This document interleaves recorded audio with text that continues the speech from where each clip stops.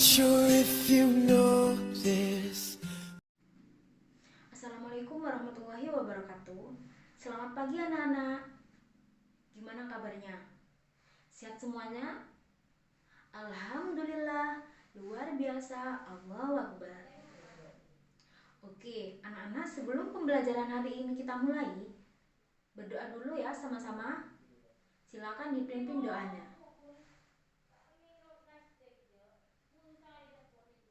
Alhamdulillah, kita sudah berdoa dan selanjutnya coba ibu minta kalian cek teman di sebelah kiri dan kanan kalian. Siapa yang kira-kira yang tidak masuk? Hadir semuanya? Alhamdulillah.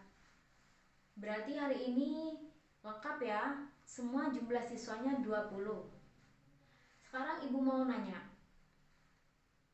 Kalian ingat nggak pelajaran minggu lalu?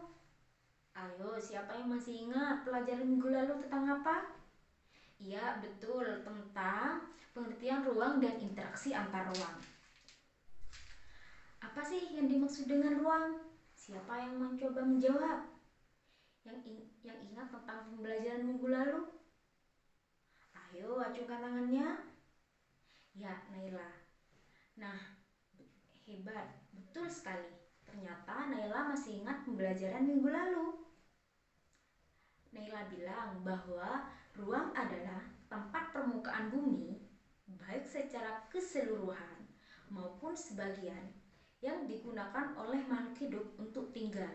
Contohnya seperti ruang kelas, ruang kamar, dan ruang tamu, dan lain sebagainya.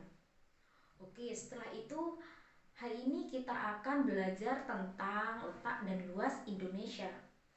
Ya, bagaimana sih Bu letak luas Indonesia? Nah, di sini Ibu akan menjelaskan satu persatu dulu. Sebelum kita membahas letak dan luas negara Indonesia, terlebih dahulu kita harus membahas mengenai pemahaman lokasi melalui peta dulu. Nah, ada yang tahu nggak peta itu apa? Bentuknya peta, ada yang tahu? Nah, ini peta. Untuk pengertiannya apakah sudah ada yang tahu? Belum ya? Ya, peta adalah gambaran permukaan bumi pada suatu bidang datar dan diperkecil dengan menggunakan skala. Baik, selanjutnya bagaimana sih cara kita memperoleh informasi pada sebuah peta, Bu? Nah, di sini Ibu ada 4 peta ya. Selanjutnya kalian buat kelompok dulu menjadi 4 bagian. Jadi, dalam suatu kelompok itu ada 5 anak. Dan selanjutnya, setelah diskusi kalian selesai, maka kalian harus mempresentasikan hasil diskusi kalian ya. Dan untuk tugasnya yaitu untuk kelompok pertama, catat ya, yaitu sebutkan negara apa saja yang berbatasan dengan negara Indonesia. Dan untuk kelompok kedua, tugasnya yaitu sebutkan samudra apa saja yang mengelilingi wilayah Indonesia.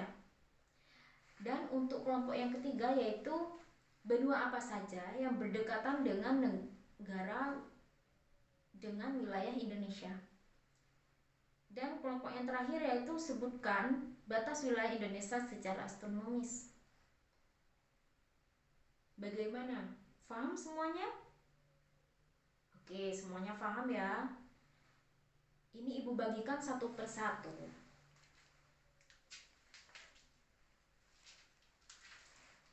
Oke, selamat mengerjakannya.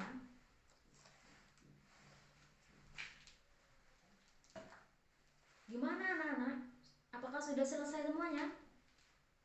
Baiklah, kalau sudah selesai, Ibu akan panggil perwakilan dari setiap kelompok untuk mempresentasikan hasil diskusinya ya.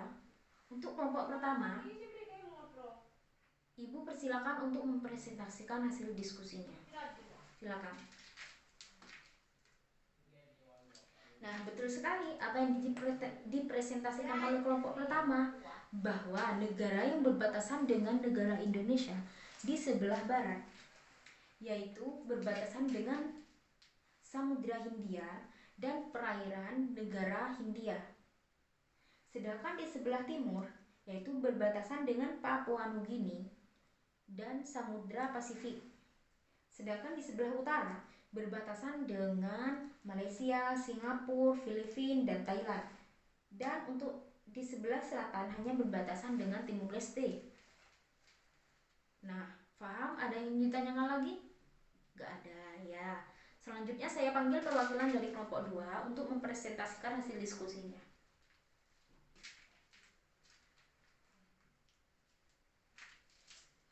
Nah, betul sekali apa yang dipresentasikan oleh kelompok kedua, yaitu bahwa hanya ada 2 samudra yang berbatasan dengan Indonesia, yaitu Samudra Hindia dan Samudra Pasifik. Baik, masih ada yang ingin ditanyakan? Kalau tidak ada, Ibu lanjut untuk kelompok 3 untuk mempresentasikan hasil diskusinya. Nah, betul apa yang dijelaskan oleh teman kalian barusan, bahwa hanya ada 2 benua yang berdekatan dengan wilayah Indonesia, yaitu benua Asia dan Australia. Baik, selanjutnya untuk kelompok 4, Ibu persilakan untuk mempresentasikan. Nah, betul apa yang dijelaskan oleh teman kalian barusan, bahwa wilayah Indonesia secara astronomis yaitu 6 derajat lintang utara Pulau W sampai 11 derajat lintang selatan Pulau Rote dan 95 derajat bujur timur atau Sabang sampai 140 derajat bujur timur yaitu Merauke. Baik, di sini Ibu akan melanjutkan penjelasan mengenai peta tersebut.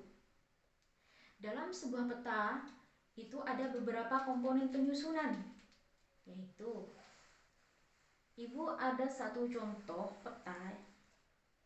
Perhatikan ya, bahwa komponen-komponen penyusunan peta itu yang pertama yaitu judul peta. Ini ya judul peta, ini judul peta. Yang tengah ini garis yang tengah ini yaitu garis astronomis. Sedangkan untuk yang ini kecil yaitu peta insert, yang ini orientasi utara peta, ini legenda. Dalam legenda itu terdiri dari skala, simbol, sumber peta, tahun. Ini ada juga garis tepi dan lettering. Berarti komponen penyusunan peta itu ada berapa? Nah, betul ada 11. Apakah sudah paham semuanya? Atau ada yang ingin ditanyakan? Ya, Siska, silahkan ditanyakan.